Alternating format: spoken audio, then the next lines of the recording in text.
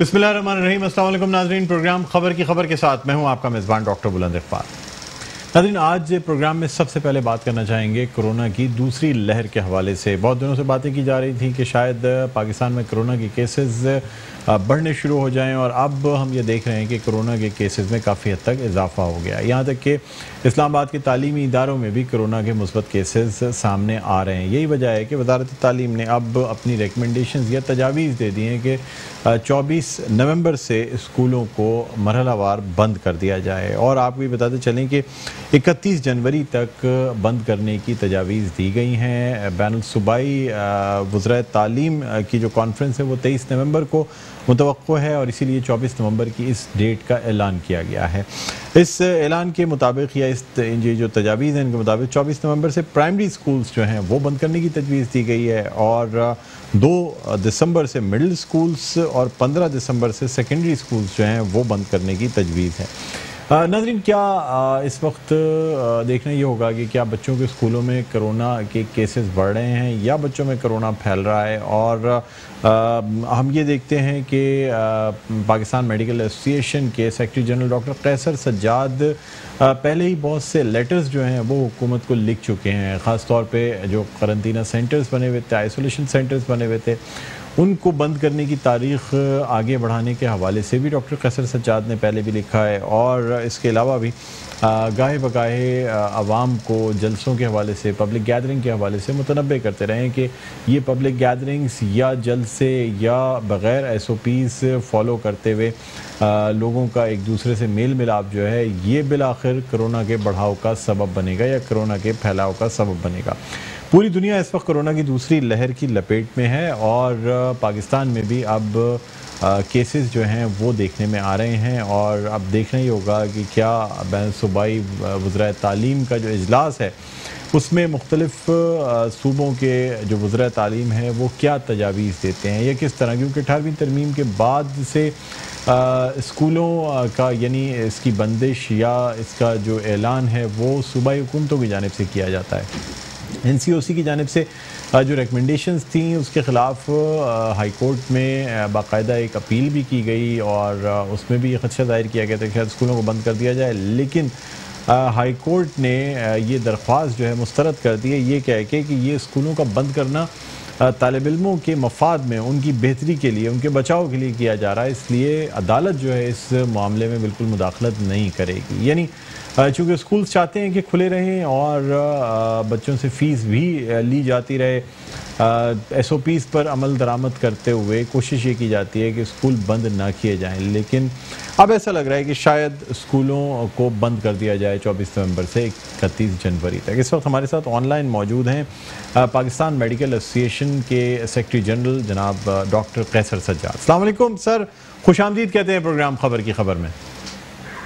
वालेकुम अस्सलाम, बिस्मिल्लाहिर्रहमानिर्रहीम। डॉक्टर साहब, आपकी जानिब से गाहे बगाहे जो है मुख्तलिफ लेटर्स भी लिखे गए और आप पहले भी आपने तजवीज़ दे दी थी कि आइसोलेशन सेंटर्स को रबीउल अव्वल के बाद तक खोला जाए, उससे पहले बंद ना किया जाए क्योंकि खुदा न खास्ता कोरोना की लहर आ सकती है। और अब हमने देखा कि वाकई ये कोरोना के केसेस का इजाफा रबीउल अव्वल के बाद से जिस तरह शुरू हुआ है, तो सर क्या कहना चाहेंगे इस हवाले से? कोरोना की दूसरी लहर इस वक्त पाकिस्तान में किस कदर शिद्दत इख्तियार कर चुकी है? जी बिस्मिल्लाहिर्रहमानिर्रहीम, बहुत शुक्रिया बुलंद आपका। बात यह है कि ये तो बहुत अरसे से पाकिस्तान मेडिकल एसोसिएशन सूरत हाल से आगाह कर रही थी। मैं इन्फेक्शियस डिजीज़ के डॉक्टर्स के साथ और माइक्रोबायोलॉजिस्ट के साथ उनसे मुशावरत करके और ये सारी चीज़ें देखता रहता हूँ, उनसे बात करके ये सारी चीज़ें मेरी ऑब्जर्वेशन में है कि ये सूरत हाल जो है, अब 15 दिन पहले मैंने कहा था कि ये वर्स्ट होने जा रही है, जो कि आज आपको बता दूं जो लेटेस्ट है कि ये जून जुलाई में ये सिचुएशन हुई थी मेरे साथ कि लोगों ने फ़ोन किया था और उनको बिस्तर नहीं मिल रहे थे। आज वही सूरत हाल हुई है कि लोग, मुझे आज 4-5 लोगों ने फ़ोन किया है कि जी उनके अजीज़ को, प्यारों को, दुलारों को, किसी के वालिद हैं, किसी का भाई है, किसी की मदर है, तो वो इंडस में जगह नहीं है, आगा खान में जगह नहीं है, लियाकत नेशनल वाले नहीं ले रहे, और फिर ये तो इस तरह की सूरत हाल डेवलप हो चुकी है ऑलरेडी। जिसका हमें खतरा था, और आगे मजीद 2-3 हफ्ते काफ़ी मुश्किलात का सामना हो सकता है मजीद, जो कि मैं समझता हूँ कि जून जुलाई से ज़्यादा हमें परेशानी शायद उठानी पड़े। और हेल्थ केयर वर्कर्स भी बहुत ज़्यादा बीमार हो रहे हैं, कोरोना में मुब्तला हो रहे हैं, काफ़ी डॉक्टर के अस्पतालों के बीमार और पैरामेडिक्स बीमार हो रहे हैं। तो मैं समझता हूँ कि अल्लाह ना करे कि हालात इस तरफ जा रहे हैं कि हमारे पास पिछली दफ़ा तो शायद थोड़ी बहुत तैयारी भी हो गई थी, इस दफ़ा तो खैर इतनी बहुत अच्छी तरीके से मेरे ख्याल में हमारे पास इंफ्रास्ट्रक्चर पहले ही वीक था। तो अब सूरत हाल कैसे इसको निपटा जाएगा, ज़रा सा एक चैलेंज वाला काम है हुकूमत के लिए। और आवाम तो SOPs को फॉलो नहीं कर रही है। मुझे यही लग रहा है कि ये बात आगे बढ़ती जाएगी और तमाम जगहों पे शादी हॉल, रेस्टोरेंट और जितने भी इज्तिमात हैं उन सब जगहों पे कहीं पर भी SOPs को फॉलो नहीं किया जा रहा है। हमारे डॉक्टर हजरात, हमारे सहाफ़ी बरादरी के लोग,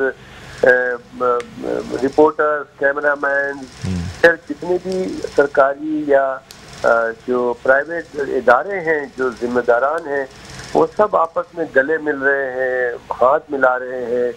तो ऑलरेडी ये बीमारी फैल चुकी है पाकिस्तान के अंदर बहुत तेज़ी से। जो रबी अव्वल और जो मुहर्रम के बाद से जो हमारा सिलसिला शुरू हुआ जलसे जुलूस का और फिर इलेक्शंस का, तो इसके बाद जो है ये मामला काफ़ी आगे हो चुके हैं। केसेस आप देख रहे हैं कि तकरीबन 2200 से ज़्यादा केसेस रिकॉर्ड हो रहे हैं, 2200-2500, उनमें इजाफा ही होता जा रहा है। और ज़्यादा परेशानी की बात यह है कि अमवात बहुत तेज़ी से बढ़ रहे हैं। कल भी 37 लोग इंतकाल कर गए हैं और इसकी वजह यह है कि ये जो वायरस अब आया है, शायद ये वायरस बहुत ही स्ट्रॉन्ग है और ये म्यूटेशन के बाद ये बड़ा लीथल वायरस हो गया है और जानलेवा साबित हो रहा है। और बहुत जल्दी हमारे अब तक 14 डॉक्टर्स इस 15-20 दिन के अंदर इंतकाल कर गए हैं और बहुत कम दिनों के अंदर बीमार हुए और हफ्ता 10 दिन के अंदर इंतकाल भी हो गया उनका। तो ये बहुत ही एक सीरियस मामला है और इसमें हुकूमत का भी बड़ा अहम रोल है और आवाम का तो खैर है ही है कि उनको अपनी और अपने प्यारों की जान बचानी होगी।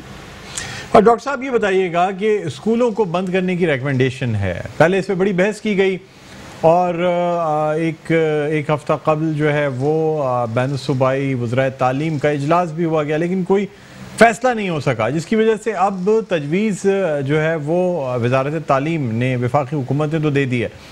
आप क्या समझते हैं, क्या इस वक्त स्कूलों को बंद कर देना चाहिए इस कोरोना की दूसरी लहर जो आई है इसमें? क्योंकि तजवीज़ है कि 24 नवंबर से मरहलावार स्कूल बंद कर दिए जाएं 31 जनवरी तक, ताकि इस लहर से निपटा जा सके। देखें, जो सूरत हाल अब डेवलप हो गई है, मैंने तो एक हफ्ता पहले बोला था कि स्कूल तमाम तालीमी इदारे को बंद कर दिया जाए हिफ्ज़ मा तक़द्दम के तौर पर, क्योंकि जिस तरह के केसेस बढ़ रहे हैं और जो प्राइमरी के बच्चे, स्कूल के जो बच्चे होते हैं, ये उमूमन बीमार नहीं होते हैं लेकिन कैरियर होते हैं। ये बीमारी लेकर घर पे जाते हैं और अपने नाना दादी को, अपने वालिदैन को लगाते हैं और नुकसान हो सकता है। तो लिहाजा मैं समझता हूँ कि अगर 24 तारीख से 23 तारीख से अगर ये स्कूल बंद करने का हुकूमत ने फैसला किया है तो देर आयद दुरुस्त आयद इसको बंद करना चाहिए। इससे पहले कि जैसे कि पाकिस्तान में उमूमन होता है कि जब कोई चीज़ बड़े पैमाने पर नुकसान हो जाता है फिर हुकूमत कुछ ना कुछ करती है। तो मैं समझता हूँ कि अच्छा फैसला है, कर लेना चाहिए। लेकिन मैं फिर दोबारा कहूँगा कि कोरोना से रिलेटेड जितनी भी चीज़ें हैं वो एक यूनिफॉर्म पॉलिसी बननी चाहिए और एक ही फैसला हो जो कि सूबाई हुकूमतें भी उसको फॉलो करें। ये ना हो कि फेडरल गवर्नमेंट कुछ कह रही है और सूबाई हुकूमतें कुछ कह रही हैं। एक सूबे में लॉकडाउन लगा हुआ है, एक सूबे में सब चीज़ें खुली हुई हैं। तो इस तरह से होना नहीं चाहिए। आवाम को कंफ्यूज नहीं किया जाए, आवाम को एक चीज़ बताई जाए अगर आप हुकूमत ये कह रही है कि लोग SOPs को फॉलो करें, तो हुकूमत को पहले खुद फॉलो करना पड़ेगा। हुकूमत ने बजाय ये कि अपोजिशन के जो जलसे जुलूस हो रहे थे उन पे पाबंदी लगाना चाहिए थी, 144 लगाना चाहिए था, इसके बजाय हुकूमत ने खुद जलसे जुलूस मुनक्कद करने शुरू कर दिए। यहाँ तक कि वजीर आजम साहब उस जलसे में जाके तकरीर भी कर रहे हैं। तो फिर हमारी आवाम क्या समझेगी कि क्या हो रहा है। जितनी भी पिछले दिनों मैंने तकरीबन कोई 15 दिन से मैं कह रहा हूँ कि मीडिया के ऊपर जो हाथ मिलाने का फोटेजेस दिखाए जा रहे हैं, जो गले मिलने के फोटेजेस दिखाए जा रहे हैं, उसको बंद करना चाहिए। इससे बहुत गलत मैसेज जा रहा है कि हुकूमत की जो मीटिंग्स हो रही हैं या गैर सरकारी मीटिंग्स हो रही हैं या अपोजिशन की कोई मीटिंग्स हो रही है, उसमें आपस में हाथ मिलाया जा रहा है, गले मिल रहे हैं, तो ये ना किया जाए। अगर ऐसा हो रहा है तो मीडिया उसको, हमारा खासकर जो इलेक्ट्रॉनिक मीडिया है वो इसको शो ना करे, ताकि लोगों के पास मैसेज ये जा रहा है कि यार ये बातें तो हमें कहते हैं कि जी हाथ ना मिलाएं, गले ना मिले और एहतियात करें, SOPs को फॉलो करें, लेकिन खुद ये नहीं कर रहे। तो इसका मतलब है कि कोरोना कोई इशू नहीं है, ये हमारे ऊपर खामखा वो किया जा रहा है, जिसकी वजह से हमें नंबर ऑफ केसेस ज्यादा मिल रहे हैं। तो ये ऐसे तमाम इक़दाम एक यूनिफॉर्म पॉलिसी के तहत होने चाहिए, तमाम लोग, चाहे वो अपोजिशन हो या चाहे सरकार हो। और एक चीज मैंने पहले भी कहा था जब मार्च अप्रैल में, कि एक यूनिफॉर्म पॉलिसी हो। और एक जो बहुत इम्पोर्टेंट चीज अब दोबारा मैं कह रहा हूँ कि देखें, इस वक्त तमाम बातों को छोड़कर अपोजिशन और हुक्मरान मिलकर कोरोना के लिए काम करें, अपनी आवाम को कोरोना के इस मूजी मर्ज से बचाएं, ताकि तनदेही के साथ, एक कंसंट्रेशन के साथ एक हिकमत अमली बनाई जाए, ताकि पाकिस्तान से कोरोना का खात्मा हो, हमारा कारोबार भी चलता रहे। ऐसी पॉलिसी बनाई जाए कि कोरोना से भी आवाम को बचाया जाए और कारोबार भी और मईशत भी जो है हमारी वो डिस्टर्ब ना हो। डॉक्टर साहब, एक आखिरी सवाल आपसे ये करना चाहूंगा कि बहुत से लोग जिनको के कोरोना पहले हो चुका है, वो अपने आप को बड़ा महफूज समझते हैं, ना मास्क पहनते हैं, ना हाथ मिलाने से गुरेज करते हैं, और उनका कहना ये होता है कि जी कोरोना हो चुका है, अब मेरे अंदर तो इम्यूनिटी डेवलप हो गई है, एंटीबॉडीज बन गई हैं, तो अब क्या फ़ायदा मास्क लगाने से, अपने सांस को जो है ना वो घोटने से कोई फ़र्क नहीं पड़ता। बहुत से लोगों को सफोकेशन भी फील होती है, ख़ास तौर पे मास्क लगाने में, इसलिए भी नहीं लगाते। तो सर, क्या ऐसे लोग जिनको पाकिस्तान में पहले कोरोना हो चुका है, क्या वो इम्यून है? क्या उन्हें अब कोरोना नहीं हो सकता? वो अगर हिफाजत ना करें तो कोई फ़र्क नहीं पड़ता? मेरा ख्याल में ऐसा नहीं करना चाहिए। ये मैं बार बार कह रहा हूँ कि ये नई बीमारी है और इसमें अभी तक रिसर्च चल रहा है। दुनिया में भी रिकॉर्डेड है कि जिसको कोरोना हो गया उसको भी कोरोना दोबारा भी हुआ है और लोग इंतकाल भी कर गए हैं दूसरे इसमें। और पाकिस्तान में 2 केसेस या 3 केसेस मौजूद हैं जिनको कि कोरोना दोबारा हुआ है। तो अब ये पता नहीं है कि अगर किसी को कोरोना हुआ है तो उनके जिस्म में कितनी एंटीबॉडीज उनके कोरोना के खिलाफ डेवलप हो चुकी है और वो उसकी कितनी म्याद है, क्या वो पूरी जिंदगी के लिए हुआ है या कोई 1 साल के लिए है या 6 महीने, 2 महीने, 1 महीने के लिए, ये अभी नहीं पता। ये मुश्किल काम है। लिहाजा इसका सिर्फ और सिर्फ एक ही बात है कि जिनको कोरोना हो चुका है वो टार्जन ना बने, वो अपनी हिफाजत करें, वैसे ही जैसे कि जिनको कोरोना नहीं हुआ है मास्क जरूर लगाएं, हाथ ना मिलाएं, गले ना मिले और जो SOPs है उसको मुकम्मल तौर से फॉलो करें, जो कि बार बार बताया जा रहा है कि आंख को, नाक और मुंह पे अपनी उंगलियां ना टच करें, जब भी ऐसी जरूरत पड़े तो हाथ को साबुन से अच्छी तरह धो लें और साबुन ना मिले, पानी ना मिले तो सैनिटाइज करें। आप आपस में जो गुफ्तगू करें, कहीं पे बैठे हैं या खड़े हैं तो कम से कम 5 से 6 फीट का फासला रखें और अपनी कुव्वत मदाफियत बढ़ाएं। जितना आप आपके अंदर की जो इम्यूनिटी बढ़ेगी तो कोरोना और इम्यूनिटी बढ़ाने के लिए नींद सबसे इम्पोर्टेंट, जल्दी सोना बहुत जरूरी है।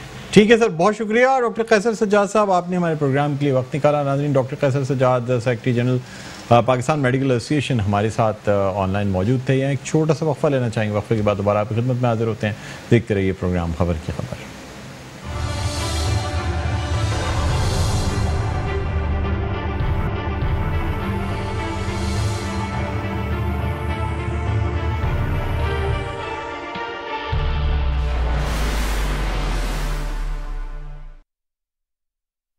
जी नाज़रीन, वेलकम बैक। एक दफ़ा फिर आपको खुशामदीद कहते हैं प्रोग्राम में खबर की खबर। मैं हूं आपका मेज़बान डॉक्टर बुलंद इकबाल। और नाज़रीन, अब हम कुछ बात करना चाहेंगे Karachi water and sewerage board के हवाले से, जहां वज़ीर बल्दियात नासिर हुसैन शाह की हिदायत पे जो है वो मुख्तलिफ इलाक़ों से ताल्लुक़ रखने वाले अवामी नुमाइंदों के मसाइल को हल करने की हिदायत जारी की गई हैं। MD वाटर बोर्ड जनाब असदुल्ला ने आज मुख्तलिफ वफूद से मुलाकात भी की है। एक वफ़द आलमगीर खान की क़यादत में, जो कि मेंबर नेशनल असम्बली हैं पाकिस्तान तहरीक इंसाफ के, उनकी क़यादत में मुलाकात हुई है MD वाटर बोर्ड असदुल्ला से। और इसके अलावा एक फ़हीम खान जो हैं, उनकी क़यादत में भी एक वफ़द की मुलाकात हुई है।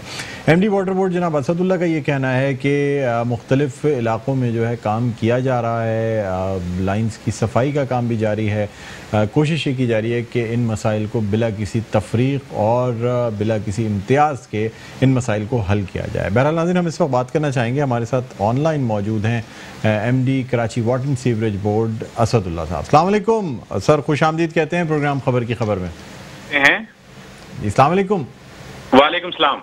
असद भाई, क्या हाल है? खैरियत से हैं? First class. अल्हम्दुलिल्लाह डॉक्टर साहब, आप खैरियत से हैं? आजकल तो सबसे पहले खैरियत मालूम की जाती है। जी बिल्कुल सर, कोरोना की चूंकि दूसरी लहर जो है वो बड़ी पीक पे चल रही है, तो अब इस वजह से जो है सबकी खैरियत मालूम करना जो है पहले लाजमी है। क्या कहते हैं सर, आज मुख्तलिफ अवामी नुमाइंदों से आपकी मुलाकात भी हुई है। माजी में भी पाकिस्तान तहरीक इंसाफ के मुख्तलिफ वफूद जो हैं वो एहतजाज भी करते रहें, आपसे मुलाकात भी करते रहें, तो आप कुछ उम्मीद की जाए कि मसाइल मुख्तलिफ इलाकों के हल होंगे?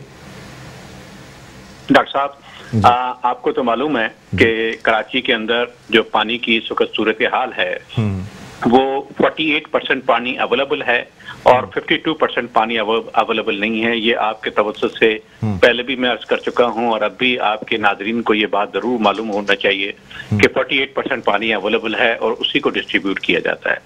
तो ऑनरेबल MNA मेरे पास तशरीफ लाए थे।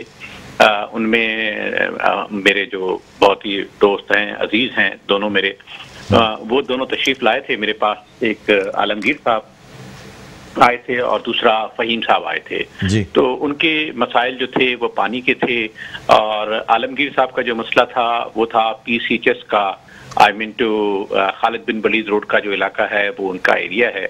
वहाँ पे पानी की शॉर्टेज की वजह से उन्हें प्रॉब्लम था, जिसको मैंने उसी वक्त सॉल्व करते हुए एक वाल्व ऑपरेशन करना था, साइमा का वाल्व उसको कहा जाता है। तो उसके मैंने डायरेक्टिव्स दे दिए हैं कि अल्टरनेट डे जो है 6 आवर्ली जो है उस वाल्व को बंद किया जाए ताकि उनके एरिया को पानी मिल सके। दूसरा फ़हीम खान साहब आए थे कोरंगी के हवाले से। बेसिकली देखें, एरिया जो है वो उन्हीं का ही है और मैंने कहा कि वो मुझसे कनेक्शन की उन्होंने डिमांड की। मैंने कहा जी देखें, एरिया आपका है, ये जो कनेक्शन आप लेंगे इससे अगर कोई इलाका इफेक्टिव होगा तो वो भी आप ही का इलाका होगा, आपकी ही वो एरिया होगा जो आपकी GTV सीट है वो होगी।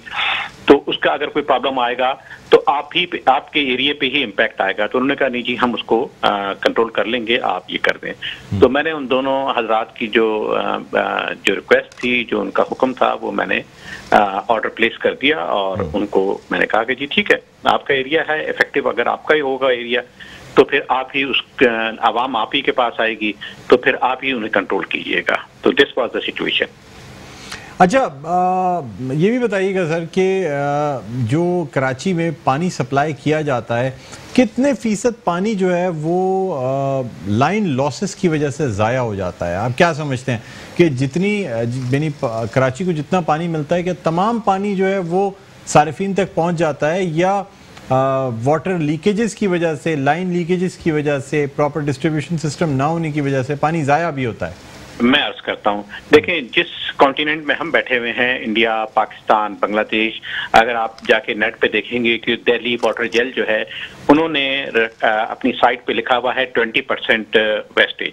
अच्छा, उस वेस्टेज के अंदर 3 चीजें आती हैं, लेकिन मैंने हमने अपनी जो कैलकुलेशन की हुई है वो 15% की के ऊपर कैलकुलेट किया हुआ है। वो उसका सूरत हाल ऐसी है कि 3 किस्म की देखें वेस्टेज होती है। एक तो हमारी जो मेन कंड्यूट्स हैं उनमें वो लीकेज जो जमीन के अंदर ही अंदर पेनिट्रेट होती है, जो हमें नजर नहीं आती है, उसको तो हम कंट्रोल शायद न कर सके, लेकिन जो जमीन के ऊपर आ जाती है उसको हम जरूर एड्रेस करते हैं, नंबर 1। नंबर 2, हमारी तकरीबन 54 किलोमीटर हमारी कैनाल है, उसमें एवोपरेशन होती है, ये सेकंड हमारी वेस्टेज होती है। नंबर 3, पिल्फरेज है। मैं इस बात को बिल्कुल ये नहीं कहूंगा कि पिल्फरेज नहीं होती है या पानी की चोरी नहीं होती है, वो भी जरूर होती है। इतना बड़ा शहर है, कहीं न कहीं जरूर ये वाकया होते हैं हमारे, लेकिन उसको एड्रेस करने की हम पूरी कोशिश करते हैं। तो इन तीनों को अगर हम लेते हैं तो 15% हम माइनस कर देते हैं। इस वक्त जो हम पानी सप्लाई कर रहे हैं कराची को, वो 560 मिलियन है, उसमें अबाउट 148 मिलियन गैलन जो है, जो परसेंटेज में आता है 15% में, वो हम माइनस कर लेते हैं। तो अबाउट जो इस वक्त मुझे याद है वो तकरीबन 480 के करीब हम पानी जो है वो कराची को सप्लाई करते हैं। कराची की इस वक्त डिमांड जो है वो करीबन 1000 मिलियन गैलन है, और अगर इसको आप परसेंटेज में ले लेंगे तो वही जो मेरा शुरू में जवाब था कि 48% पानी अवेलेबल है और 52% पानी अवेलेबल नहीं है। आप इस पे जरूर आपका ये क्वेश्चन आएगा कि आखिर ये हल कैसे होगा। उसके 2 हमारे प्रोजेक्ट हैं, एक है 65 MGD प्रोजेक्ट जिसके ऊपर काम इस वक्त चल रहा है, जो हमें पूरी कभी उम्मीद है कि हम उसको 1 से 1.5 साल में कंप्लीट कर लेंगे। Number 2, K4 project.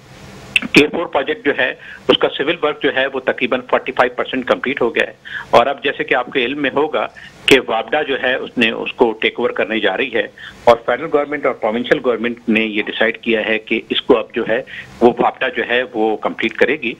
Water board का जो है उसके अंदर सुपरविजन तो नहीं होगी, लेकिन कोऑर्डिनेशन जरूर होगी। सुपरविजन जो है वापडा की होगी, और कॉन्ट्रैक्टर जो है वो FW ही इसके ऊपर रहेगा। तो मैं वैसे तो इसका 2 साल का टाइम आ रहा है, लेकिन मैक्सिमम मतलब अगर बहुत ज्यादा इसका होगा तो इंशाल्लाह ये 3 इयर्स में 260 MGD जो इसका फर्स्ट फेज है वो कंप्लीट हो जाएगा।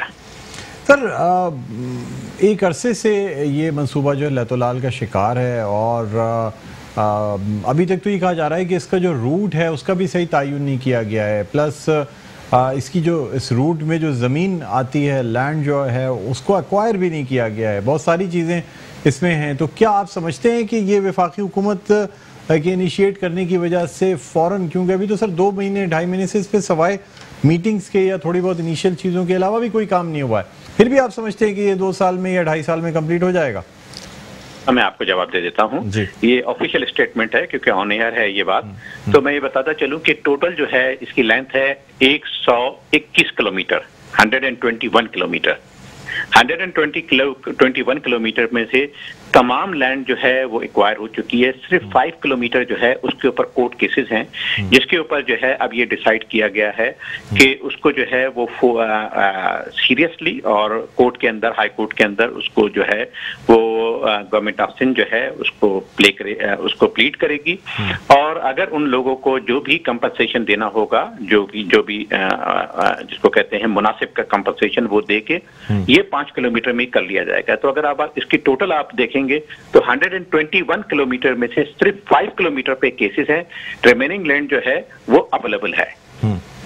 अच्छा, तो सर इसमें यह भी कहा गया था कि इसको मजीद एक्सपैंड कर लिया जाए। अब पानी की ज़रूरियात जो है कराची की वो इस मंसूबे से भी ज़्यादा बढ़ गई हैं, यानी बेहतर ये होगा कि इसकी लाइंस को, इसकी कैपेसिटी को बढ़ा लिया जाए। तो क्या इसकी कैपेसिटी को बढ़ा के काम किया जाएगा या ओरिजिनली जो डिज़ाइन है उसी डिज़ाइन के ऊपर इसकी तकमील की जाएगी? डॉक्टर साहब, टोटल ये है 650 MGD का मंसूबा, K4 मंसूबा। उसमें से 260 MGD का फर्स्ट फेज है, सेकंड फेज फिर 260 का है और फिर 130 का है। तो इसको ऑल टुगेदर जब करेंगे तो ये 650 का बन जाएगा।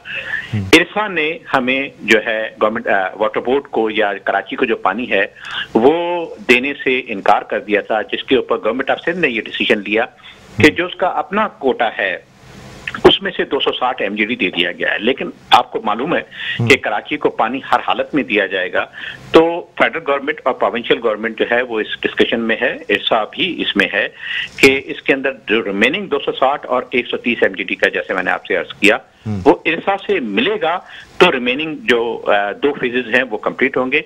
फर्स्ट फेज के अंदर गवर्नमेंट ऑफ सिंध ने अपने कोटे में से 260 एलोकेट कर दिया है। अच्छा सर, ये भी बताइएगा कि जो पानी के हाइड्रेंट्स हैं और आपके मुताबिक कितने 12 mgd उनको दिया जाता है रोजाना की बुनियाद पर? देखिए, जो समर में जो है वो मैक्सिमम 18 mgd है, और विंटर में जो है हमारी जो मीटर कैलकुलेशन है, हमारे इलेक्ट्रोमैग्नेटिक मीटर्स लगे हुए हैं, उसमें 13 mgd की हमारे पास कैलकुलेशन आती है। समर जब पीक होता है तो 18 mgd की हमारे 6 हाइड्रेंट जो हैं वो पानी ड्रॉ करते हैं। अगर आप पूरे कराची के पानी की सप्लाई को देखेंगे तो उसमें ये परसेंटेज जो अगर बनेगी 18 mgd, तो ये सिर्फ 4% बनती है। वैसे तो होती है 3.8%, लेकिन मैं इसको अगर राउंड फिगर में लेता हूं तो टोटल कराची की पानी सप्लाई का 4% जो है वो ये हाइड्रेंट लेते हैं। सर, हाइड्रेंट्स जो होते हैं, इनके जो बाउजर्स हैं या टैंकर्स हैं, क्या इन्हें इजाज़त होती है कि ये पूरे रोड के ऊपर साइड में लाइन से कोई तवील कतारें लगा के खड़े हों? मतलब मुख्तलिफ हाइड्रेंट्स पे ये देखा जाता है कि एक तो वो रोड्स भी ख़राब हो जाते हैं, मेन रोड्स के ऊपर टैंकर्स पार्क होना शुरू हो गए हैं। अब यहाँ तक कि बलोच कॉलोनी एक्सप्रेसवे पे जो है वहाँ पे भी टैंकर्स की पार्किंग शुरू हो गई है। तो इस हवाले से कोई हाइड्रेंट्स को या इनके जो कॉन्ट्रैक्टर्स होते हैं उनको पाबंद किया जाता है कि ये आम सड़कों पे और आम इन जगहों पे जो है इन टैंकर्स को पार्क ना किया करें, इसलिए कि इससे फिर सर मजीद रोडों की खराबी शुरू होती है और फिर अल्टीमेटली। जी डॉक्टर साहब, इसका रिप्लाई ये है कि आप जैसे बलोच कॉलोनी के ऊपर आप कह रहे हैं कि वहां पे रोड पे खड़े होते हैं, तो ये ट्रैफिक पुलिस का काम है कि वो उन्हें वहां पे खड़ा होने न दे। उसके अंदर वाटरपोर्ट का इनपुट नहीं है, उन्हें बिल्कुल हटाया जाए, आवाम के लिए कोई तकलीफ ना हो, नंबर 1।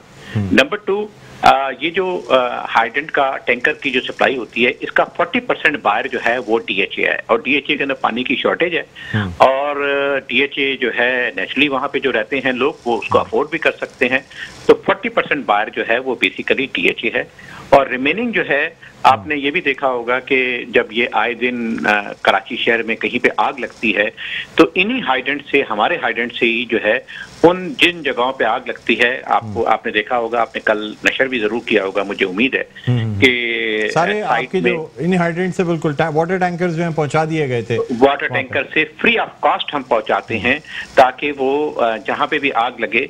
बेसिकली देखें, ये काम तो फायर ब्रिगेड डिपार्टमेंट KMC का है, लेकिन उसके बावजूद कराची का गवर्नमेंट का एक डिपार्टमेंट होते हुए, मैं गवर्नमेंट का डिपार्टमेंट हूँ, तो उसको मद्देनजर रखते हुए, कराची की जरूरियात को मद्देनजर रखते हुए, जिस वक्त ये आग लगती है, कल जो आग लगी थी आपने देखा था, कल सुबह अर्ली मॉर्निंग लगी थी, तो हमने सखी हसन हाइड्रेंट और क्रश प्लांट हाइड्रेंट को टोटल आवाम की सप्लाई को रोक के और तमाम हाइड्रेंट्स को जो है वो हमने मूव करवा दिया था उस जगह पे जहाँ पे ये गोदाम में आग लगी थी। तो इन हाइड्रेंट से बेसिकली जहाँ पे भी कराची में आग लगेगी, हमारी ये जिम्मेदारी है, अखलाकी जिम्मेदारी। अगर आप इसको कानूनी जिम्मेदारी देखें तो ये कानूनी जिम्मेदारी वाटर बोर्ड की नहीं है, लेकिन ये अखलाकी जिम्मेदारी है। Being a government of Sindh department, हम वहाँ पे पानी पहुँचाते हैं फ्री ऑफ कॉस्ट। अच्छा सर, यानी अब जैसे मुख्तलिफ जो हाइड्रेंट्स होते हैं उसके बाहर भी तो सर गैर कानूनी पार्किंग, इसके अलावा कतारें हैं, ये तमाम चीज़ें, इनको नहीं मना किया जाता कि ये हाइड्रेंट्स जो हैं इसके बाहर या रोड के ऊपर जो है ना बड़ी बड़ी कतारें नहीं लगनी चाहिए, ट्रैफिक को भी प्रॉब्लम्स आती है। नीपा के हाइड्रेंट की बात करूँ, दूसरे हाइड्रेंट्स की बात करूँ, उसके हवाले से तंबीह नहीं की जाती कॉन्ट्रैक्टर्स को? डॉक्टर साहब देखें, इसके अंदर जो मेन रोल है, मैं फिर अर्ज करूंगा कि वो ट्रैफिक पुलिस का है, वो इसको बिल्कुल करे, लेकिन मैं खुद भी इसको मॉनिटर करता हूं कि अगर रोड के ऊपर कहीं पे टैंकर्स खड़े हुए हैं तो उसको बिल्कुल नहीं खड़ा होना चाहिए ताकि पब्लिक को कोई परेशानी ना हो, पब्लिक को कोई तकलीफ ना हो, इसको बिल्कुल मद्देनजर रखा जाएगा। लेकिन जहां तक ट्रैफिक की फ्लो का ताल्लुक है, वो नेचुरली ट्रैफिक पुलिस की जिम्मेदारी है और वो बाय फोर्स उसको इम्प्लीमेंट करे, मुझे कोई इस बात पे एतराज नहीं है। अच्छा सर, टीपी प्लांट, ये जो ट्रीटमेंट प्लांट्स हैं, इसकी इस वक्त क्या अपडेट्स हैं? जो प्राइवेट कंपनी है उसकी जानिब से क्या अभी तक रिपेयर और ये तमाम चीज़ें चल रही हैं? कोई फंक्शनल हुआ है ट्रीटमेंट प्लांट्स कराची के? आप सीवरेज ट्रीटमेंट प्लांट की बात कर रहे हैं, मैं समझ गया। TP1 और TP3 जो है वो S3 प्रोजेक्ट जो है उसका हमारा पार्ट है, उसके ऊपर हमारा काम चल रहा है और इंशाल्लाह वो जल्दी कंप्लीट हो जाएगा। उसका जो ट्रांसमिशन सिस्टम है, जिसको हम कहते हैं, जो उसकी ट्रंक सीवर है, उसका यूं समझे कि सोराबगुड़ तक, फ्रॉम मारीपुर टू सोराबगुड़ जो है वो काम जो है तकरीबन 80% हमारा कंप्लीट हो चुका है। और TP1 और TP3 के ऊपर जो है वर्किंग इस वक्त चल रही है और इंशाल्लाह वो जल्दी कंप्लीट हो जाएगा। उसके साथ साथ मैं एक और चीज आपको बताता चलूं कि हम प्राइमरी एंड सेकेंडरी ट्रीटमेंट कर रहे हैं।